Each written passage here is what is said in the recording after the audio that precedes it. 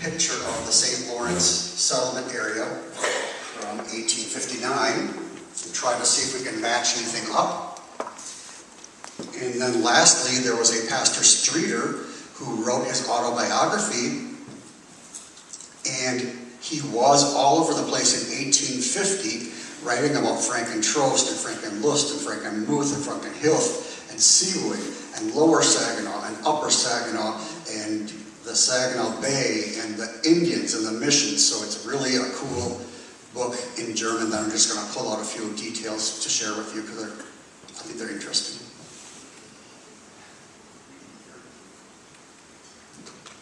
So where did this map come from? The picture on the left you see is the confirmation house of St. Lawrence, and then in 1945 it became an exhibit for the centennial of Franken within St. Lawrence. And so they kept the old wood stove in there from the school and put a lot of artifacts in there that people donated or that people didn't want anymore. The cabinet there that you see on the left is a bookcase, and it has some drawers underneath it for storing other materials. Well, if you remember Anita Zenderbold, some of you, she actually was a St. John's Church member, but she was the St. Lawrence Church Tour expert. And so when she was in the museum, she started looking around, what's in here, and she found the map. Now this picture here is from St. John's Church because it's acknowledging her translation of the Bayerlein missionary memoirs of when he was in Franken within Bethany by St. Louis, Michigan. And she translated that from his German into English and got it published. So she definitely was a historian at heart. If you know Ginny Schreiner, this was her mother. This is what the map looks like in the museum. It looks like a reverse copy, and it's got some tape marks on it, and you can see the river at the bottom. And then, of course, in 1848,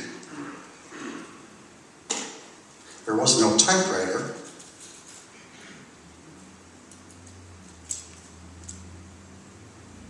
Anyway, you can see on the right-hand side is a column of typewritten notes that someone added later. His name is Zahn, Z-A-H-N. We don't know who he is. So we're going to kind of look at this a little bit up closer now.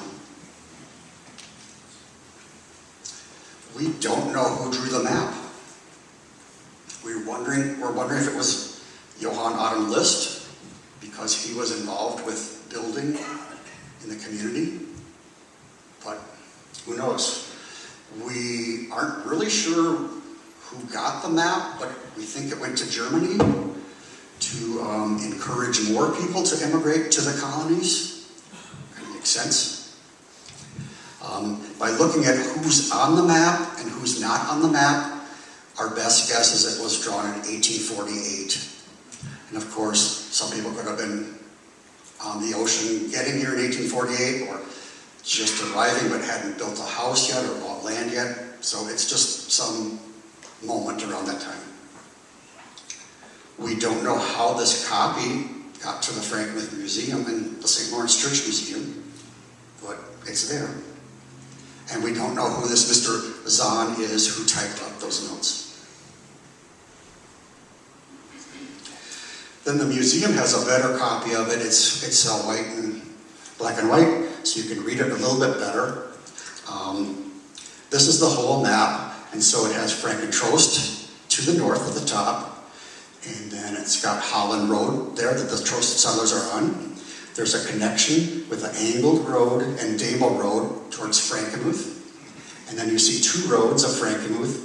One is Tuscola Road, which they called the old path to Tuscola and Bridgeport, or the lower path. And then the second one is on Genesee Street now, which was called the New Road to Bridgeport and Tuscola. I don't know if there were any other streets or roads at this time. I can't tell, other than you can see Damel and Holland and Genesee and Tuscola are drawn down, wider. It's not shown on here, but this year the Cass River would have had its dam and the first mill built by the Hugengers. And if you look at the south side of the river, there is nobody there. It is not yet some because there's no bridge. You guys see okay? I can see right through that. So now I enlarged the Franken piece of it, and you can see here this is what they had as the path to cut at an angle to go from Franken to Franken or vice versa. And, oops, too many buttons.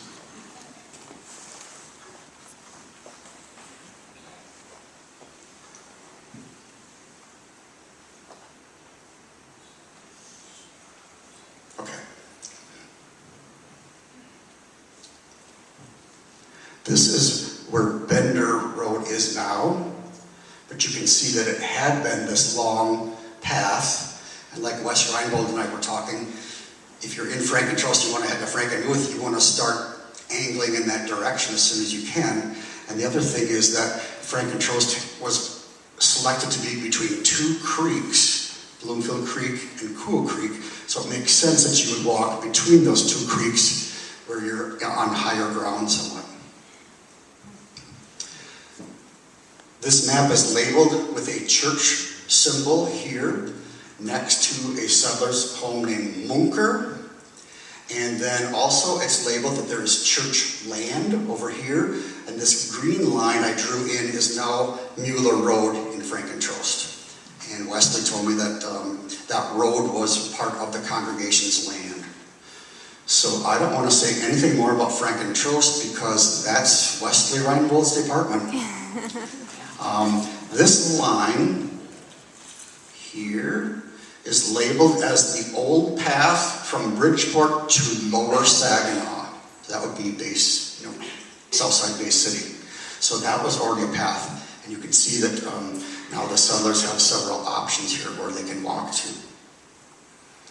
I put some names on some of the roads. I don't know when they became roads actually. So I think we're good there. Then I enlarged the Frankenmuth portion of the map, and I put in yellow what looks like a real road. So here's Dama Road, here's Junction Road, Genesee, and here is Tuscola Road. And we believe this Tuscola was an Indian trail. Dave, is that okay to say? That's right, absolutely. Along the river.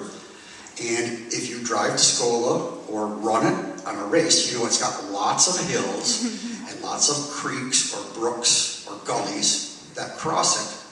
So it's not a good traveling road. So it certainly makes sense to go a little bit farther north where you have level ground, and now you've got a better connection to go towards Bridgeport and Tuscola. Of course, Tuscola was already in existence, and Bridgeport had a post office where these Germans could get some mail. You can see that the settlers a lot of them are along Genesee, and a lot of them then also along Tuscola. Here's the first log church, denoted by this symbol here, close to the river. And then, so again, it goes from Maple Road here, Dyer, Damel, Gara, and you can see there is no main street as far as I can tell. It's just a line on the map because there was no bridge. And then here's Block Road over here.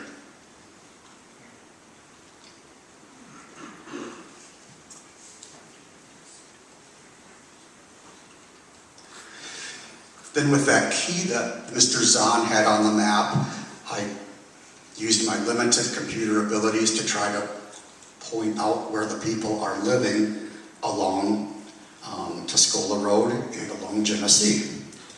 And it's kind of hard to read in the sideways, but we'll turn the map around so that it gets us a little bit better bearings. So now we're looking from, oops. Okay. We're looking from east to the west. So this is who's on the map around 1848. And so here's our river. Nobody's on the south side. There are no Canadians around here yet.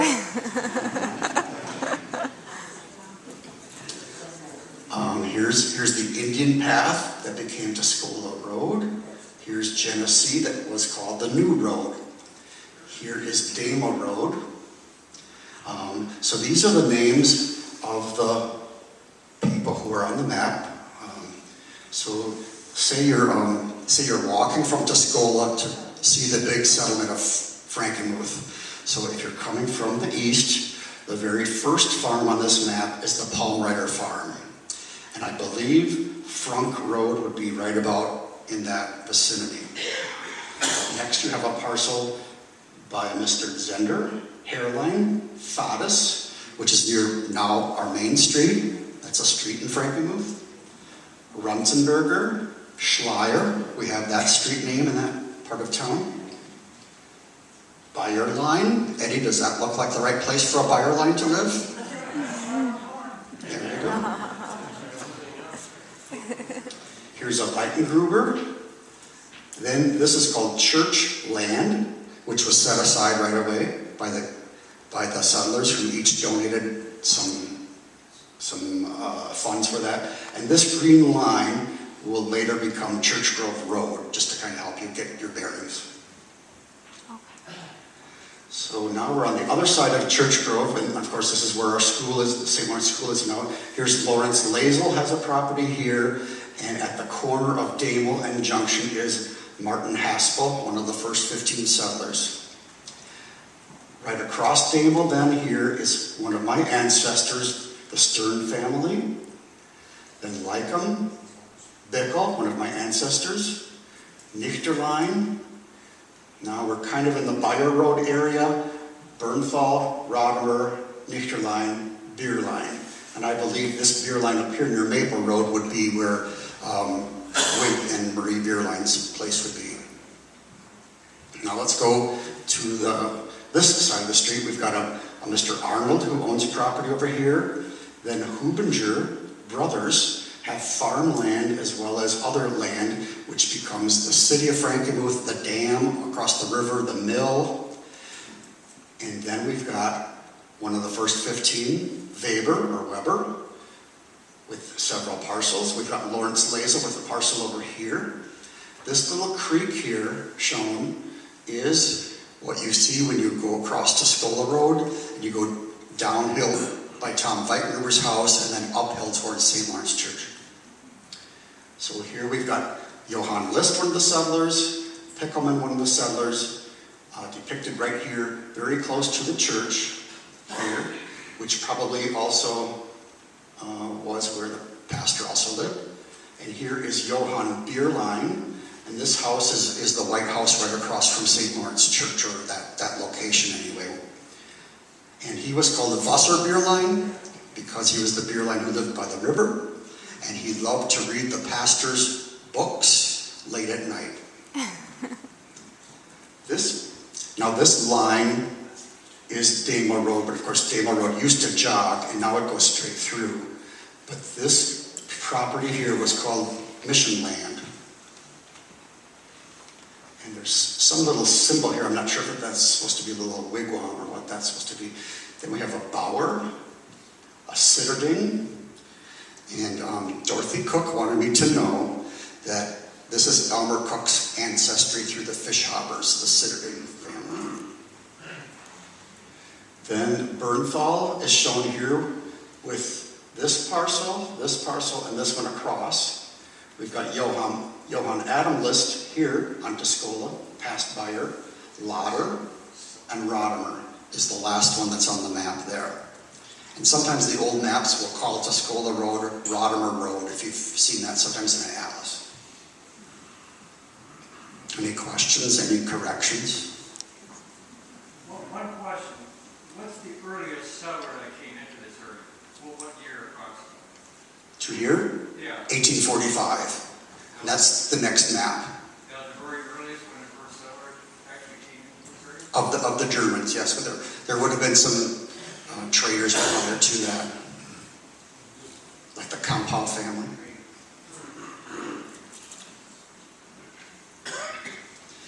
Now the map is again with north up and west and east. So what I did was I erased everybody who wasn't here in 1845 to just kind of see, well, what did Franken kind of look like back in 1845? So these are the properties that were owned by those first settlers. Whether they had them all right away in 1845 or bought some more later, I don't know that. So here is Junction Road, here is Damel, and so the Huspel couple, which were founders of Franken, are here. Lawrence Lazel has property here, and then Churchland is here where Church Grove Road now is. The Huspels also have some property over here, and now we're going along. There's some buildings along Genesee, and they aren't labeled, so I don't know what they are. Is that a barn or what is it? I don't know. So now we're along Tuscola Road here. Johann Leonhard Bernthal has these parcels here. This is the Mission Land piece, this is now Damo Road extending across with the bridge. Here's the original first log church. And near the church is Wasserbierlein, where that white house is across from our church. We've got Pastor Kramer, of course, and his wife living in the church and parsonage. Then we've got Peckelmans shown here close to the church. We've got the Webers over here on Tuscola, where they still are. And like I said, Lawrence Lazel and Johann and Maria List are also very close here in the church area. And they all had to help together to clear some land and to build some basic shelters and structures. So I think it certainly made sense for them, at least right at the start, to live pretty close to the church and help out the pastor. Any comments or questions? The Mission Land area, was that at one time called Georgetown? Yes, the neighborhood of homes there, you are correct, where they're all real tight along Tuscola here, was named Georgetown, I believe because of George Runzenberger, who lived there. So it's kind of cute. Yes? Why did they settle in this area? Okay, it was recommended to them because there were various pastors in Michigan doing mission work with the Indians. The U.S. government was selling off land after they had treaties with various Indian tribes for various pieces of land. And so at this time, there was a Pastor Schmidt in Ann Arbor who I believe directed them to this area and said this would make good farming land. Because what they wanted to do was get rid of every single tree and turn it into good farmland. And so, of course, but you could look at the kinds of trees that are growing on land, and you could definitely make decisions about what kind of ground that would be there.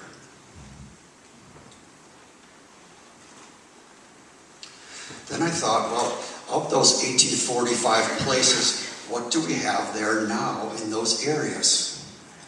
So, over here in the west, here's the corner of Bayer Road and Junction Road, and that's Eddie Ruprecht and his wife. And then we have, doing that again.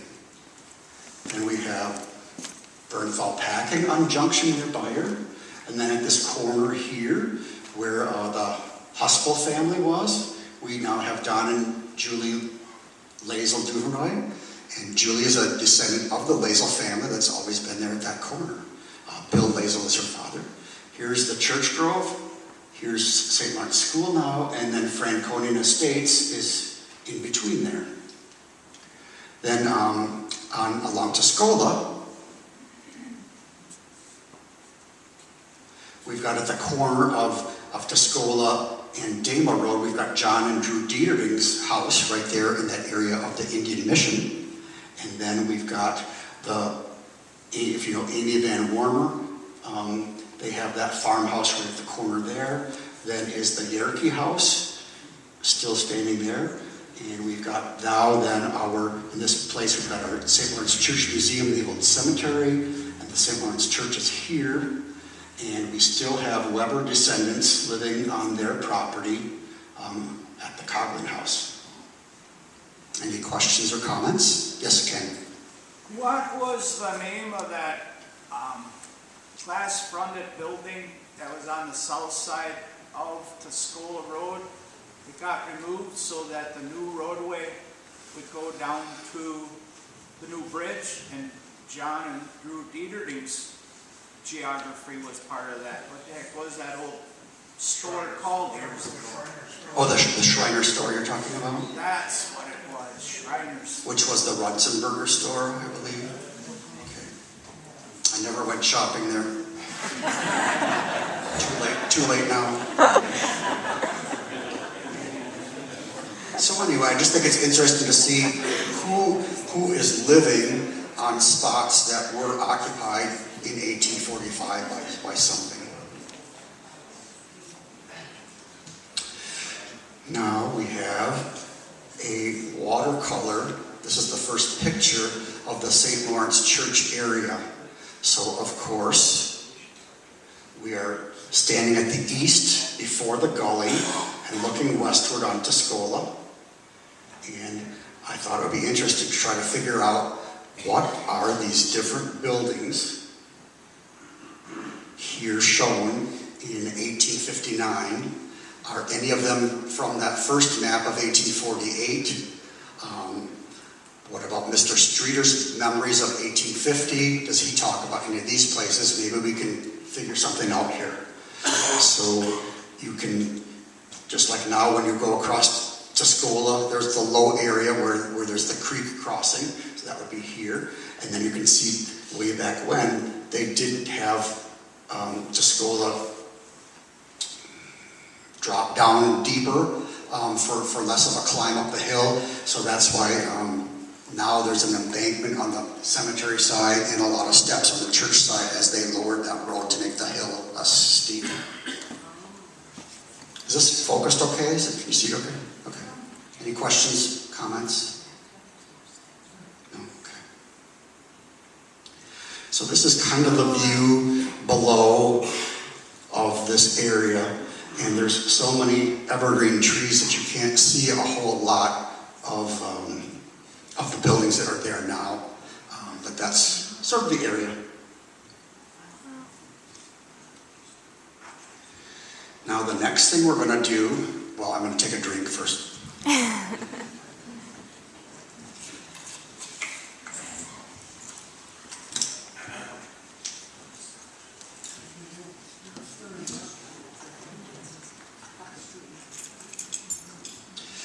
So there's a book that was published in German in 1904, and it's the Lebenslauf, or the life story, of Pastor Johann Streeter. And there he is with his wife. They celebrated their golden anniversary in Franken because a daughter of theirs was married to teacher Liszt there, and he was deaf. So he couldn't hear any of the proclamations given for the golden anniversary. So his wife really couldn't ever say to him, "You never listen."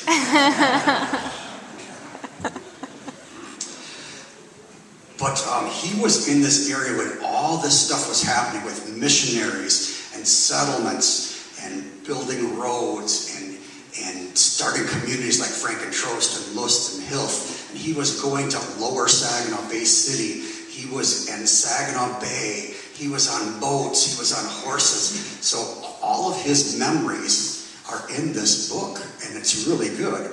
And I just think he probably, at that young age when he was here, he probably kept a diary because so many things were happening. I mean, they were starting to write things in the Chippewa language for the first time.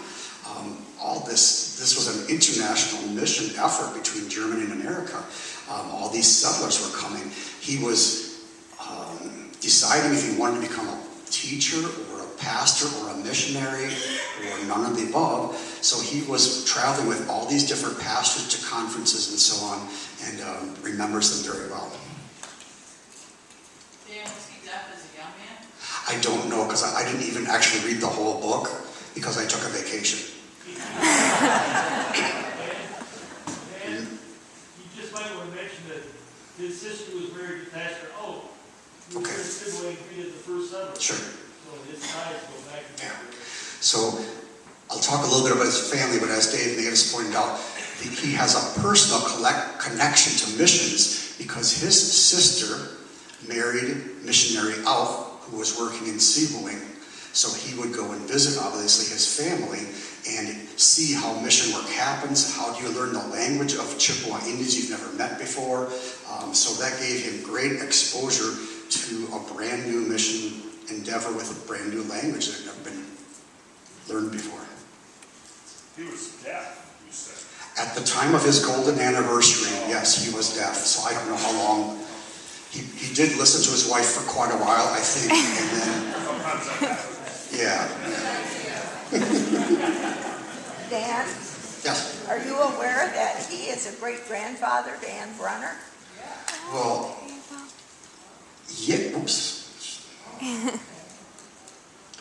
Yes, Marilyn, I am aware of that.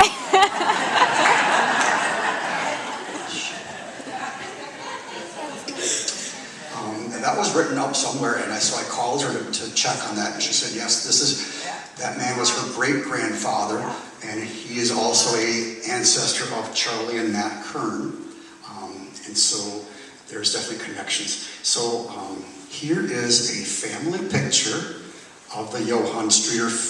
So here he is, his wife, and the children.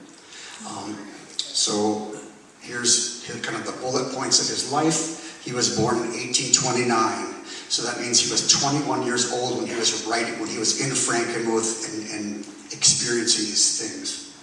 His parents and family immigrated from Swabia, Schwaben, to Ann Arbor. They knew exactly where they were coming because there were other Schwaben already living in Ann Arbor. And Pastor Schmidt, I believe, was also from Swabia. Pastor Schmidt in Ann Arbor is really encouraging mission work with the Indians, and so he is talking to Pastor Auch, who's married to Streeter's sister.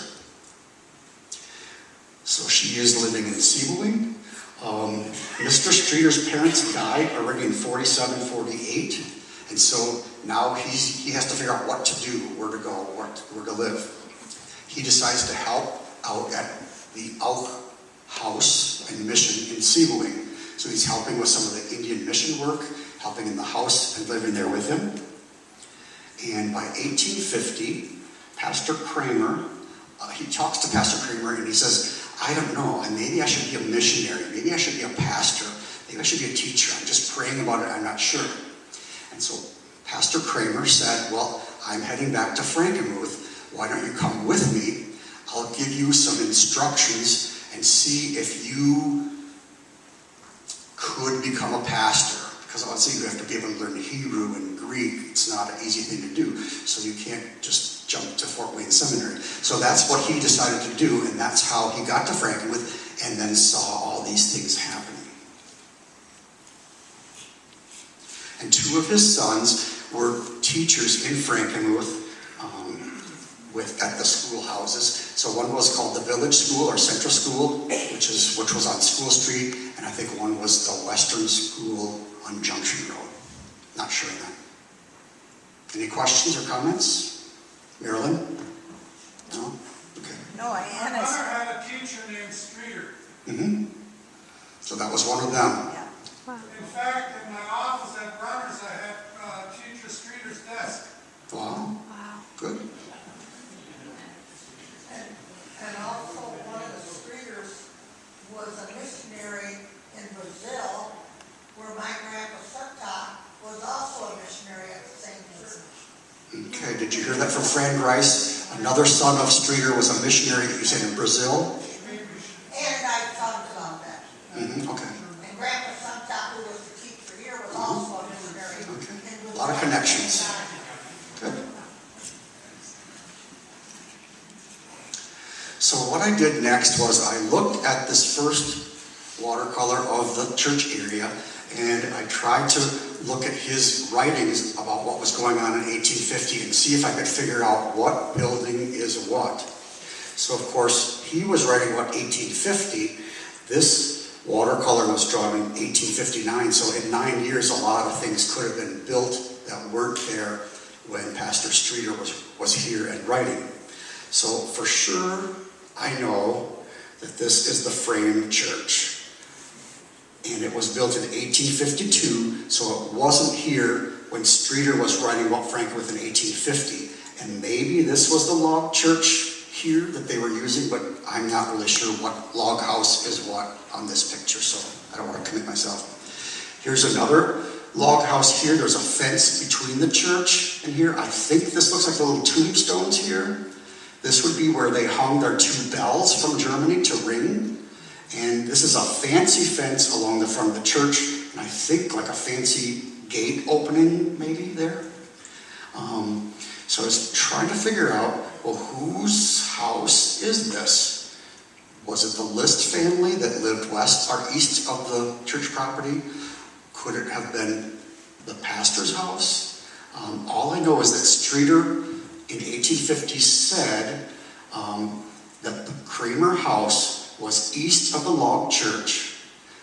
The west end of the house was closer to the road. It had, the west end was farther from the road. It was all kitchen. The east side was a front half of bedroom and study for Pastor Kramer. In the back was a living room. And upstairs is where they had 2 divided areas for men and women to sleep. But they all shared space with the bugs, lots and lots of bugs, he wrote.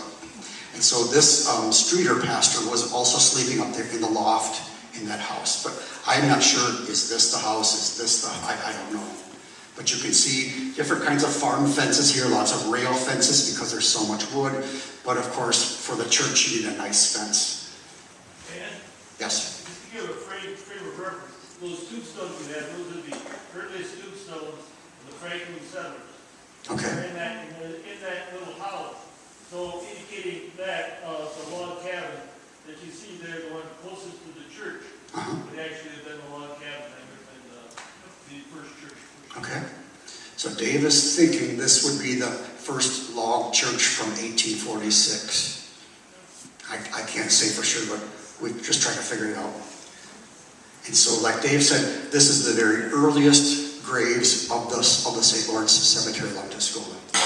Now, from Streeter's book, he mentions that on the north side of Tuscola Road was a long log building. Half was the school, the other half was the house of teacher Pinka Pink. And after school was out with the children, teacher Pinka Pink would tutor Streeter and a few other men who were considering ministry, and he would teach them reading, writing, singing, and as Mr. Streeter called it, scratching on the violin.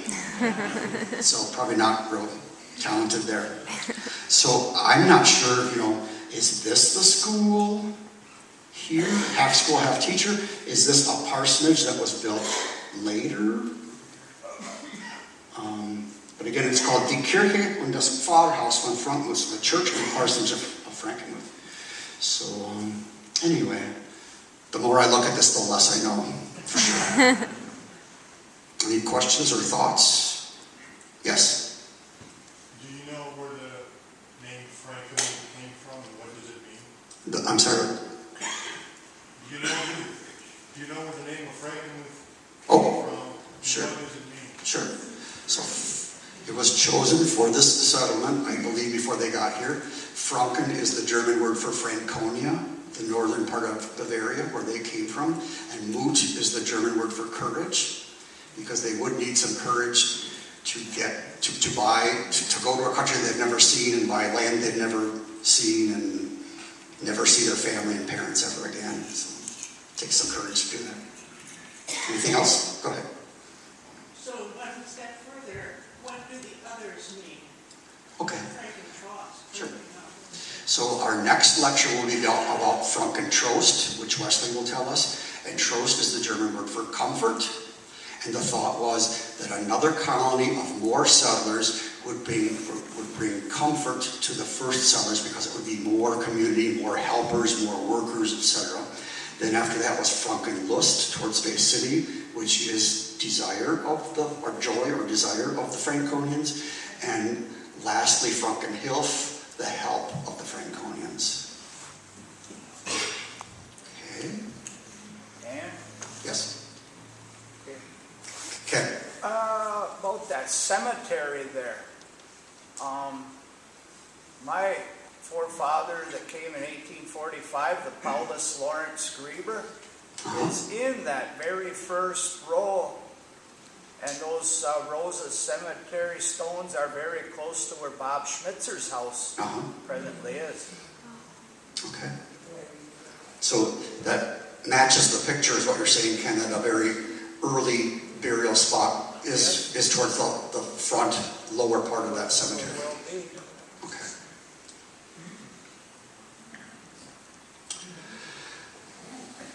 Now, I'm just going to go through some of the interesting things I read in the Streeter book. Okay.